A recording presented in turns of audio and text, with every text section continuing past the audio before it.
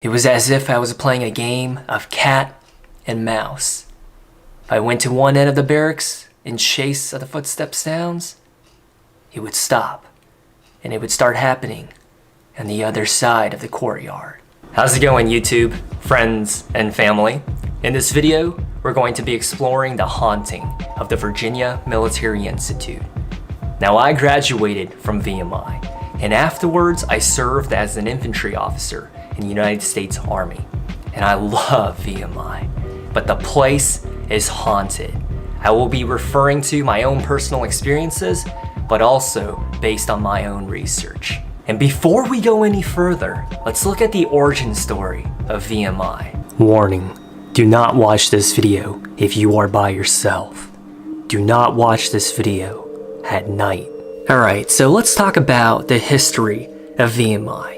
The Virginia Military Institute was founded in 1839 in Lexington, Virginia, and it started out as an arsenal that kept the weapons and supplies of the Virginia militia, and it was guarded by student sentinels 24/7, ensuring that the property of Virginia was kept safe, but also in instilling the officership and military training to the students to become future leaders. From the very beginning, the vision was clear: to have an austere, Spartan lifestyle with no comfort, to have bare bones so that it could be character building. It is also the oldest state-supported military university in the United States. It's cultivated with tradition and the honor system. It is the only single-sanctioned honor code system in the United States. There are no warnings, there are no do-overs, there are no 3 strikes. You lie, cheat, or steal, and you are drummed out and excommunicated from the community. And because of this, through the years and the decades, this has led to many cadets committing suicide in the face of dishonor. It reminds me of the way of samurais and Bushido. And because of its very nature of being a military school that produces warriors that go off to wars and battles, naturally, some of these spirits come back to still stay within the Corps of Cadets for a time that was more safe than the war zone that they were put into. And there have been countless number of reports from sentinels that were pulling their guard duty that have seen ghost sightings since the Civil War. The first haunting, Virginia mourning her dead. It's a statue that was sculpted and crafted by Moses Ezekiel. And when you look at her face closely in the wake of the night, you'll notice that her face comes to life, as there are tears dripping down her cheeks, and you can hear faint cries as she mourns over the death of VMI alumni who lost their lives in the battlefield. Haunting number 2. There have been hundreds of reports of a friendly ghost that lives within the barrack walls. At VMI, there is something called the Blue Book that is full of rules that cadets must comply by, and if you break any of them, you get demerits. One of these is being late to your guard duty shift. Now, this friendly ghost goes around and wakes up VMI cadets just in time for guard duty so that they won't be late. Haunting number 3, the Yellow Peril. Now, this ghost is not a friendly one and has been reportedly seen only in old barracks on the 3rd stoop. And they describe the Yellow Peril as an individual that walks around wearing a cadet uniform with a yellow face that is all bloodied up. And sometimes, as friendly cadets, in walking by, we might say hey to one another. And at 4 a.m. in the morning, with eye boogers clouding your vision when you're on your way to the bathroom, you might have to do a double take and realize that this is not a human that you just greeted. Haunting number 4, the Chapel Mural, a depiction of the cadets at the Battle of Newmarket. They say that after midnight, especially around the hours of 2 to 4 a.m., if you get a good look at the painting, it bleeds as it depicts the cadets who died on the battlefield. Haunting number 5, death before dishonor. Now this is a very popular military saying that we must always walk with a moral compass and personal values to the highest of standards. And at VMI, having an honor code system that is so unforgiving. In the past, there used to be a tree on the parade deck where cadets that were found guilty on an account of lying, cheating, or stealing would eventually hang themselves on. And through the years, the officials of the school decided to cut down the tree to discourage the behavior of excommunicated cadets from hanging themselves any longer. But the damage is already done, as there have been reports that some cadets have seen their former classmates walking around the hallways and in the stoops of barracks. Now on to my own personal story of my encounter with a ghost at VMI. Now you can talk to any VMI alumni and they'll have a ghost story to share with you as well. Now I actually had the privilege of living in all 3 different barracks at VMI. My rad year, aka freshman experience, I was at the 4th stoop in 3rd barracks. And for my 3rd class year, I was in new barracks. And in my 1st and 2nd class year, I was in old barracks. And remember when we talked about the origin and backstory of VMI and how important the sentinels were for protecting and guarding the assets of Virginia and her arsenal of weapons and supplies?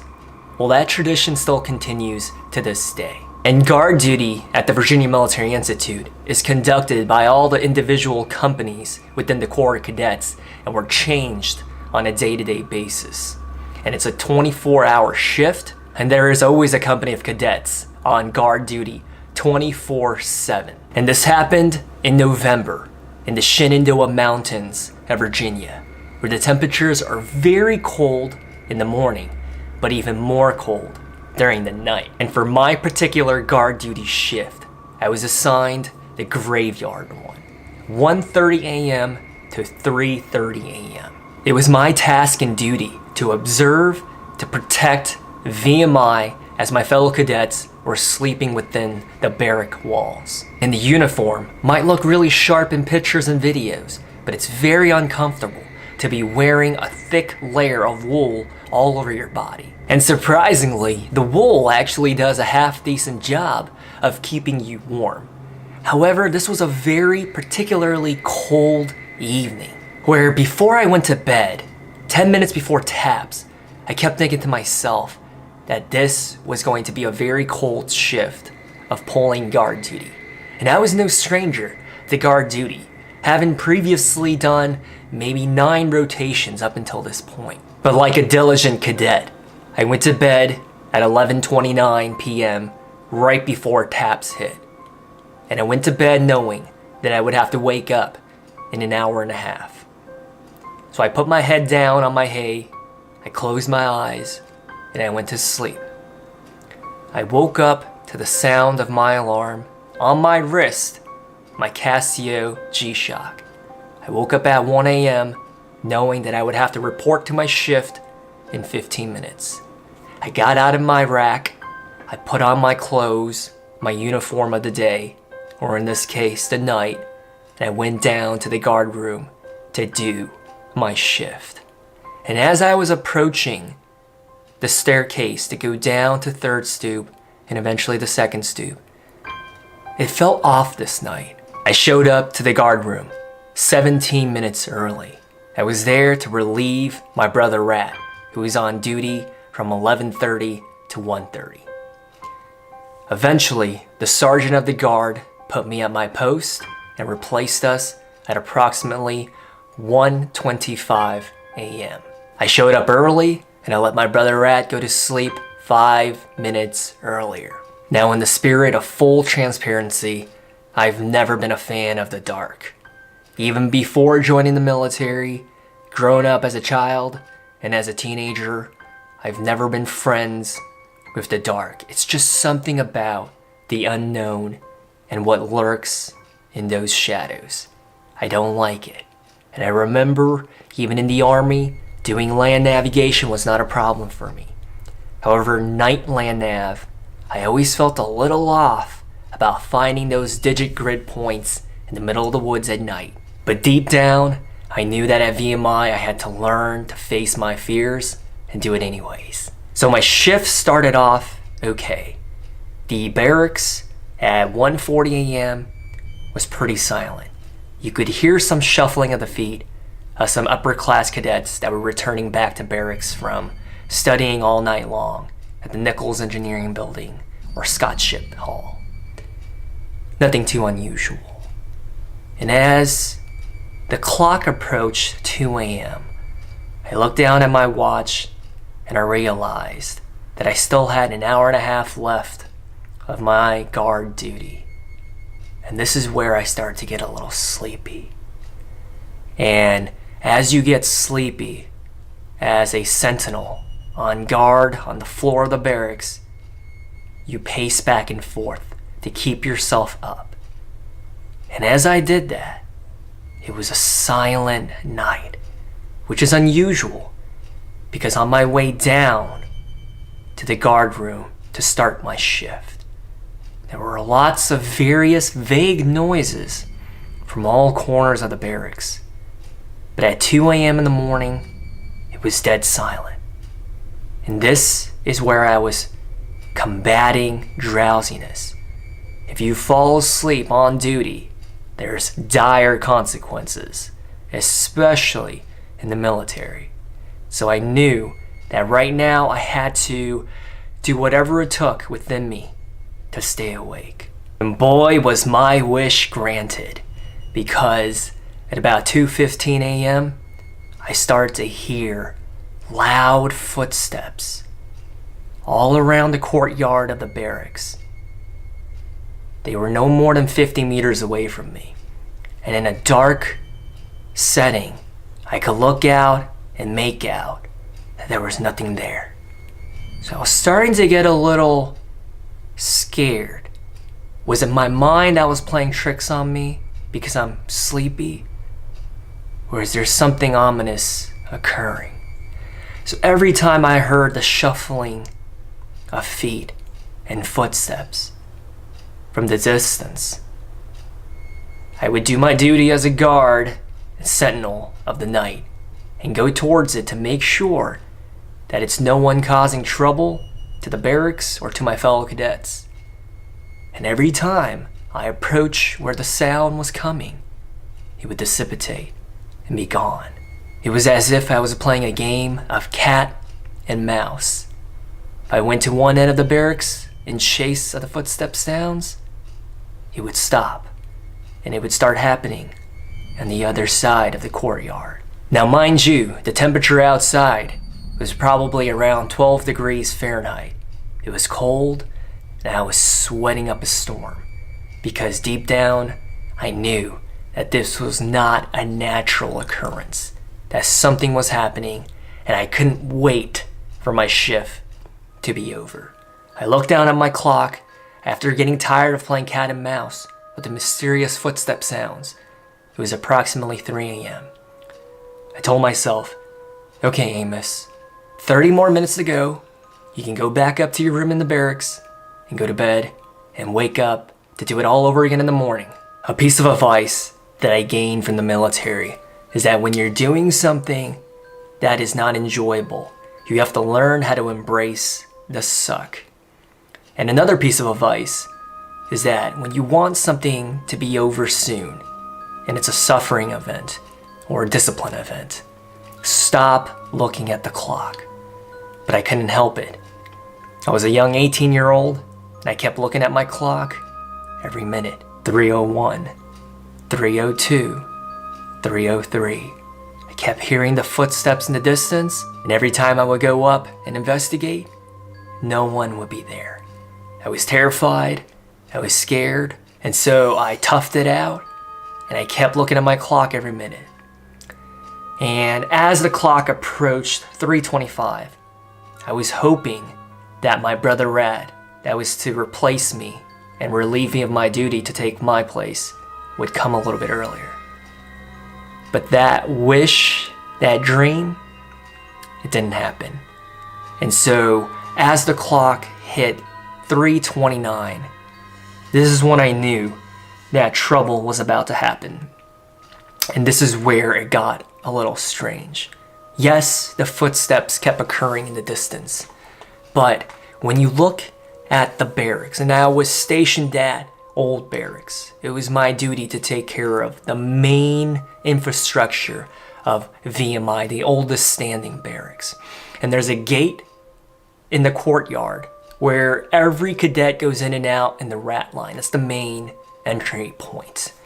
And at about 3:30, this is when a blue-gray mist started to occur. And in the Shenandoah Mountains, this is not unusual. There's a lot of fog from the mountains that settles down into our parade deck and around our barracks. But in this night, this mist was not natural. It was blue, gray, and it looked more like a tornado without a sound, and winds that were silent. And the best way that I can describe it is this blue and gray mist. I could see it in the distance, roughly 120 meters out from the entry point in Old Barracks in the parade deck, and it was fastly approaching the entrance of Old Barracks. And it started to formulate into a thick fog. As it crashed in, it kind of looked like a beach wave crashing in. And as it got closer to the entrance of Old Barracks, and no more than 20 meters away from where I was standing, it started to take shape.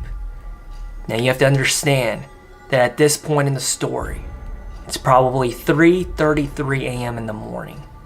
No, I wasn't relieved yet. Yes, I'm 3 minutes doing overtime. But what's important to note is that 3:33 is considered the devil's hour, where spirits that approach you in this time frame, they're not friendly. They call it the devil's hour because 3:33 is halfway to, And as this fog came crashing in through the gates of the Old Barracks, I slowly backpedaled until my back hit a fence, and I closed my eyes and I swallowed my tongue. And at this point, my heart was pounding out of my chest. I kept thinking, what would I do if this ghost approaches me and tries to hurt me? There's not much that I can do. I would lose that fight. And I opened one eye and I looked out and I saw that this fog-like sensation suddenly took shape in the form of a human. A tall 6'9", 7 foot masculine figure. And it was walking around, not making any noise. It didn't have any detailed figures to it. It was ambiguous looking, and what it looked like was like a soldier returning home from battle and taking off his gear and looking for his place to rest for the night. I tried my best to keep my distance from myself and whatever this aberration ghost figure was, and I stayed in the corner of Old Barracks courtyard and in the corner of my eye, and I heard a faint sound, footsteps that were coming my way. I looked down at my watch, 3:40 a.m. And as that sound got closer and closer, I was relieved to know that it was the night sergeant of the guard and my brother Rat, the next sentinel, to take over my duty shift. And as he replaced me, I looked back and I noticed that the fog-light figure was gone. Looking back, I have a lot of fond memories of VMI, but there were a lot of creepy and scary instances that happened that makes me so confident to know that VMI is very haunted. Anyways, I hope you enjoyed today's video, and I will talk to you next time.